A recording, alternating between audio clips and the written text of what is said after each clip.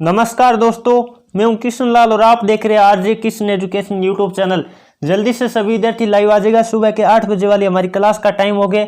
जैसा कि आप सबको मालूम है, हम जो जीके और जीएस की सुपर सीरीज आर्मी को आगामी एग्जाम को मद्देनजर रखते हुए चला रहे हैं, उसका आज पार्ट नंबर 6 रहने वाला। बड़ी शानदार आज की क्लास होने वाली है।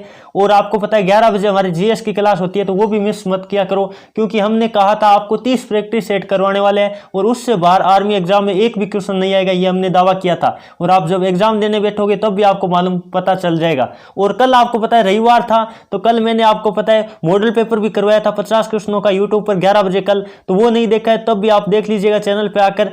और कल एक महासंग्राम का आयोजन भी हमने टेलीग्राम पे किया था। काफी सारे विद्यार्थियों ने 100 में 100 अंक लिए, तो उन सभी विद्यार्थियों को कांग्रेचुलेशन जिन्होंने 100 में 100 और 80 से ऊपर लगभग विद्यार्थी प्राप्त कर रखे हैं। तो लगभग 3500 बच्चों ने वो टेस्ट दिया था, बड़ा ही शानदार रहा। इसलिए आगामी जब रविवार को टेस्ट होगा तो आप भी मिस मत कीजिएगा। टेलीग्राम पर हमसे जुड़ जाइएगा। टेलीग्राम व्हाट्सएप जैसा ऐप होता है, तो सभी इंस्टॉल कर लो और वहाँ हमारे चैनल का नाम सर्च कर लेना और ज्वाइन हो जाना, क्योंकि मैं ज्यादातर सूचनाएं जो भी देता हूँ टेलीग्राम पर ही देता हूँ। टेलीग्राम में व्हाट्सएप की तरह एक ग्रुप होता है, तो वहां मैं दे देता हूं। तो इसलिए टेलीग्राम पर भी आप थोड़ा ऑनलाइन रहा करो। कोई भी सूचना होती है तो सर्वप्रथम मैं वहीं देता हूं, कोई यूट्यूब पर देने लायक न हो, जैसे मान लो कोई और भी सूचना होती है। चलिए दोस्तों, फर्स्ट क्वेश्चन की तरफ बढ़ते बिना देरी के। इससे पहले सभी विद्यार्थियों को जय हिंद, राम राम, जय श्री कृष्ण, राधे राधे, जय मां शारदे। चलिए फर्स्ट क्वेश्चन आपकी स्क्रीन के सामने आ गया। जल्दी से सभी विद्यार्थी इसका लाइव चैट में जवाब देने की कोशिश करिएगा। क्वेश्चन आपको क्या दे रखा है, किस देश को नील नदी का वरदान कहा जाता है? यानी नील नदी का वरदान किस देश को कहा जाता है, जल्दी से बताने की कोशिश करिएगा। तो आप सबको पता होगा मिस्र, इजिप्ट। जो ऑप्शन नंबर कौन सा बता रहे, सी बता रहे, मिस्र इजिप्ट। आपको ध्यान रखना, मिस्र देश को नील नदी का वरदान कहा जाता है। ये खास तौर से ध्यान रखिएगा, काफी बार एग्जाम में आया हुआ क्वेश्चन है। अब बात कर लेते हैं मिस्र को और क्या कहा जाता है। पिरामिडों का शहर किसे कहा जाता है? तब भी आपको क्या करना है, मिस्र करना है। ये नोट कर लो, पिरामिडों का शहर, वो भी कौन सा है, मिस्र को ही कहा जाता है। ये भी इंपॉर्टेंट क्वेश्चन बनता है। पिरामिड ये थोड़ा सही नहीं लिखा मैंने, ठीक है, ध्यान रखिएगा। अब बात कर लेते और भी क्वेश्चन बनते हैं। यहां से इटली की राजधानी, यानी इटली की राजधानी क्या है, रोम है। और रोम को आप सबको पता होगा 7 पहाड़ियों का नगर किसे कहा जाता है, रोम को कहा जाता है। और जापान को आप सबको पता होगा सूर्योदय का देश किसे कहा जाता है, जापान को कहा जाता है। और सूर्यास्त का देश किसे कहा जाता है, ब्रिटेन को कहा जाता है। और मध्य रात्रि के सूर्य का देश नॉर्वे को कहा जाता है। ये सारे क्वेश्चन आपके लिए इंपॉर्टेंट है। और फिनलैंड की बात करूं तो आपको याद आ रहा होगा 1000 जिलों का देश किसे कहा जाता है, फिनलैंड को कहा जाता है। तो ये जो भी उपनाम के क्वेश्चन बनते हैं आप नोट कर लीजिएगा, काफी बार एग्जाम में आए हुए। और 7 टापुओं के नगर की बात करें, मुंबई है। 7 टापुओं का नगर क्या है, मुंबई है, ये भी आप याद रखिएगा। और 7 पहाड़ियों का नगर मैंने अभी बताया, रोम है। चलिए दोस्तों आगे बढ़े। अगला क्वेश्चन नंबर 2 आपकी स्क्रीन के सामने। जल्दी से सभी विद्यार्थी इसका भी लाइव चैट में जवाब देने की कोशिश करेगा। भारत के संविधान का मूल पत्र तैयार करने की समिति का अध्यक्ष कौन है? यानी यहां बात थोड़ी सी मैंने लैंग्वेज रखी है, प्रारूप समिति के अध्यक्ष। किसका?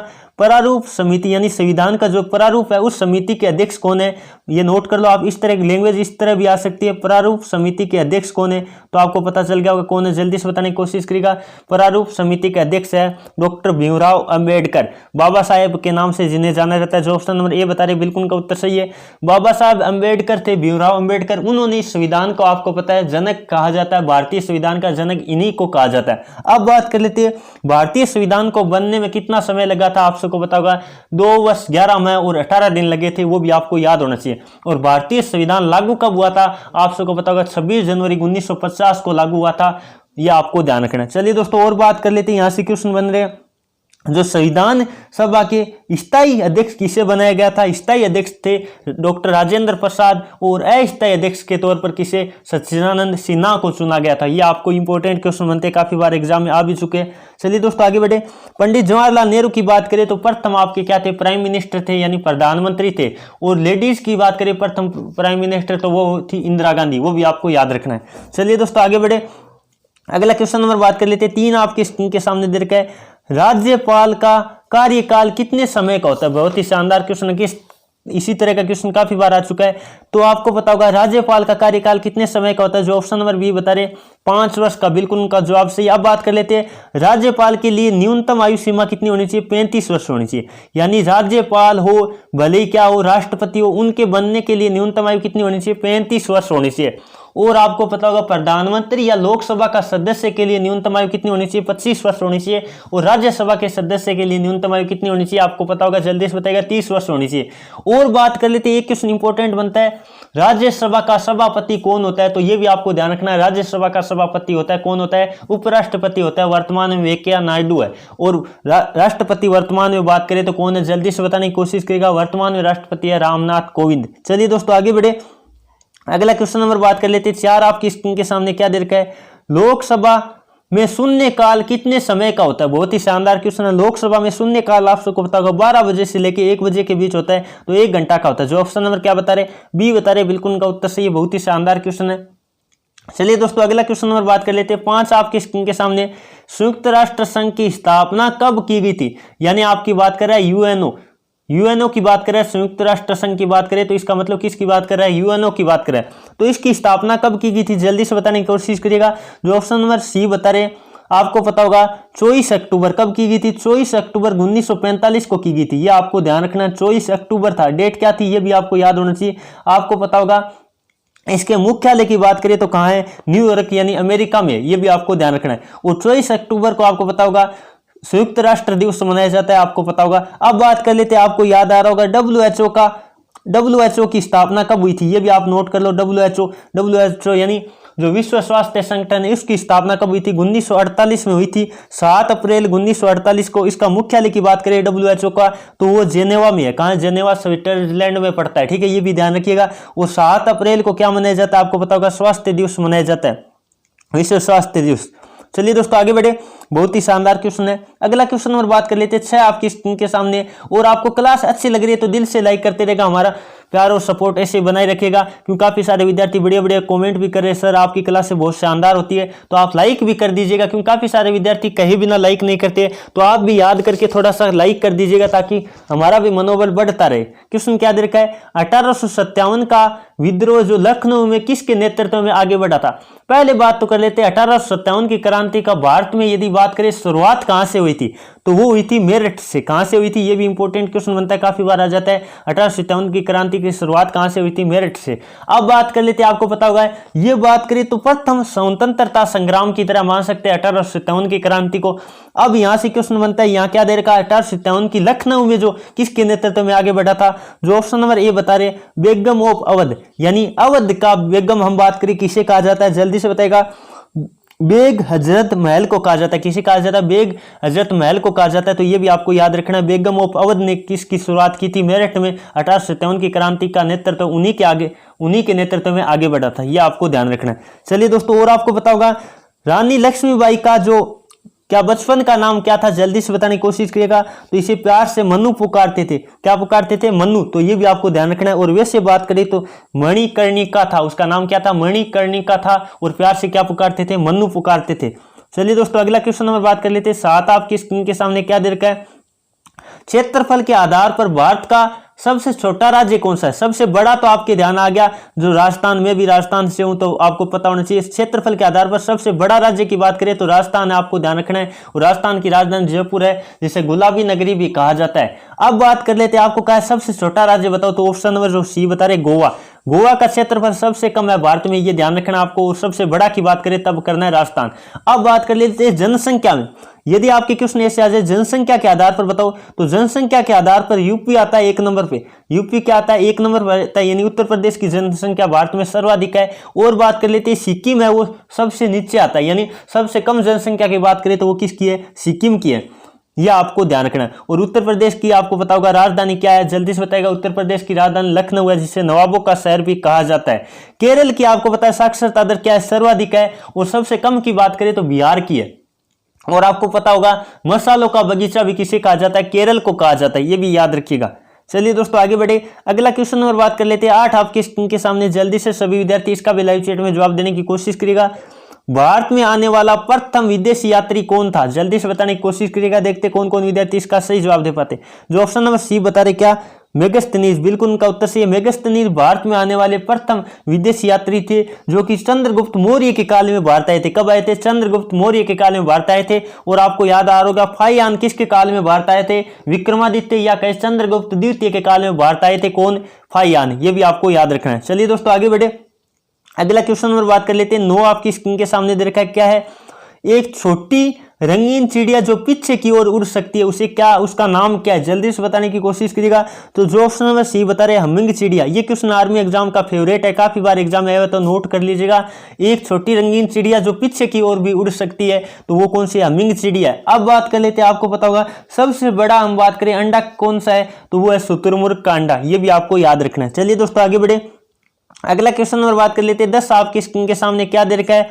आपको दे रखा है भारत का सुप्रीम कोर्ट कहाँ है, यानी भारत का सर्वोच्च न्यायालय कहाँ है? तो आप सबको पता होगा वो है नई दिल्ली में।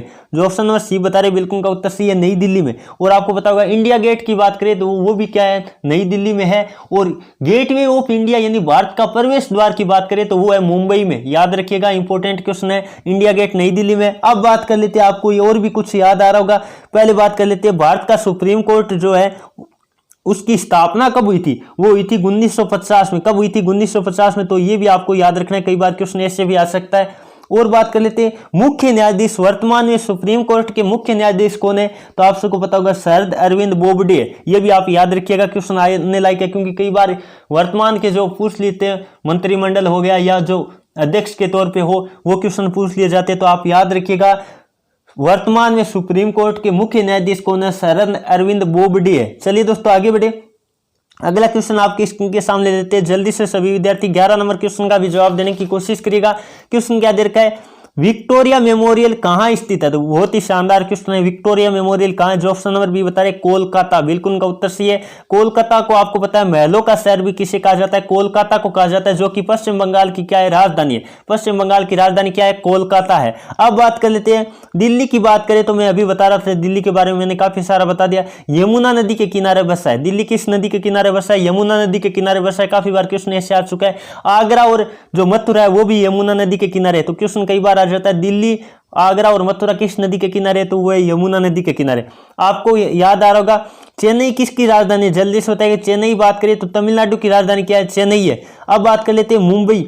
मुंबई आपको पता होगा महाराष्ट्र की क्या है, राजधानी है, जो कि जिसे क्या कहा जाता है? 7 टापुओं का नगर किसे कहा जाता है? मुंबई को कहा जाता है। ये भी आप याद रखिएगा। चलिए दोस्तों आगे बढ़े, अगला क्वेश्चन नंबर बात कर लेते हैं। बार आपकी स्क्रीन के सामने ये राजधानी वाले क्वेश्चन काफी बार आते हैं, आप ध्यान रखिएगा। सारी जो इंपॉर्टेंट राजधानी बनती है वो मैं बता दूंगा इस वीडियो में, ठीक है। बात कर लेते हैं, नागालैंड की राजधानी क्या है? तो नागालैंड की राजधानी जल्दी से बताने की कोशिश करिएगा, तो वो है कोहिमा। जो ऑप्शन नंबर ए बता रहे कोहिमा, बिल्कुल उनका उत्तर सही है। अब बात कर लेते हैं इम्फाल की। बात करें तो वो किसकी राजधानी है? जल्दी से बताएगा। मणिपुर की राजधानी क्या है? इम्फाल है। याद रखिएगा, ये क्वेश्चन भी आ चुका है। अब बात कर लेते हैं अगला, सॉरी यहाँ थोड़ा दिमापुर लिख रखा है क्या? दिसपुर, थोड़ा एक करेक्शन भी कर सकते हो या लिख लो। दिसपुर किसकी राजधानी है? जल्दी से बताएगा, दिसपुर किसकी राजधानी है? देखते कौन कौन विद्यार्थी इसका सही जवाब देंगे। तो दिसपुर की बात करें तो असम की राजधानी क्या है? दिसपुर। आपको ध्यान रखना है, असम में आपको पता है भारत में चाय उत्पादन में असम क्या है? प्रथम पे। ये भी आपको याद रखना। अब बात कर लेते हैं, आपको याद आ रहा होगा और कुछ भी जो बात कर लेते हैं, तो मेघालय की राजधानी क्या है? जल्दी से बताएगा। मेघालय की राजधानी, मेघालय की राजधानी क्या है? जल्दी से बताइएगा। तो मेघालय की राजधानी है शिलांग। क्या है? शिलांग। तो ये भी आपको याद रखना, इंपॉर्टेंट क्वेश्चन है। मेघालय की राजधानी भी कई बार आ चुका है। एक राजधानी असम की मैंने बताई दी, वो जो भी इंपॉर्टेंट राजधानी थी मैंने आपके सामने स्क्रीन पे लिख दिया, स्क्रीनशॉट आप ले सकते हैं या अपनी कॉपी में नोट कर दो। चलिए दोस्तों आगे बढ़े, गंगटोक किसकी राजधानी है? जल्दी से बताएगा। सिक्किम की राजधानी गंगटोक है, ये भी याद रखिएगा। चलिए दोस्तों आगे बढ़ते हैं, अगला क्वेश्चन और बात कर लेते हैं। 13 आपकी स्क्रीन के सामने क्या दे रखा है? पहाड़ी इलाकों में पाए जाने वाली धीमी गति से बहने वाली हिमनदी, हिमनदी को क्या कहते हैं? जल्दी से बताने की कोशिश करिएगा। जो ऑप्शन नंबर ए बता रहे ग्लेशियर, और इसे हिंदी में कहे तो क्या कहते हैं? हिमानी कहते हैं। हिंदी में कहे तो क्या कहते हैं? ये भी नोट कर लो, कई बार हिंदी वाला नाम भी आ सकता है हिमानी। तो इसे क्या कहते हैं? ग्लेशियर कह दो या हिमानी कह दो। जो बहने वाली बर्फ होती है, आपको पता है पहाड़ी क्षेत्रों में हिमनदी के तौर पर बहती है, उसे क्या कहते हैं? ग्लेशियर कहते हैं। याद रखिएगा, इंपॉर्टेंट क्वेश्चन है। चलिए दोस्तों आगे बढ़े, अगला क्वेश्चन नंबर बात कर लेते हैं। 14 आपकी स्क्रीन के सामने क्या है? भारत के प्रथम राष्ट्रपति कौन थे? ये क्वेश्चन तो कई बार रिपीट हो चुका है, मैंने काफी बार भी बता दिए। भारत के प्रथम राष्ट्रपति की बात करें तो वो थे डॉक्टर राजेंद्र प्रसाद।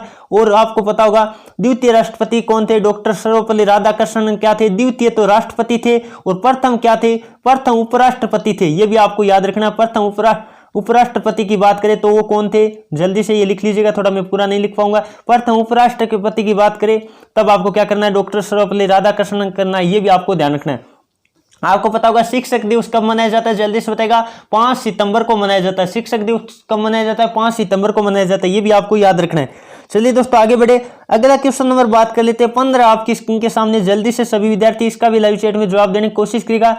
फिलीपींस की राजधानी का नाम क्या है? तो फिलीपींस की राजधानी का नाम क्या है, जल्दी से बताएगा। जो ऑप्शन नंबर बी बता रहे हैं मनीला, बिल्कुल का उत्तर सही है। मनीला किसकी राजधानी है? फिलीपींस की राजधानी है। अब बात कर लेते हैं, आपको पता होगा दक्षिण कोरिया की राजधानी क्या है? सियोल है।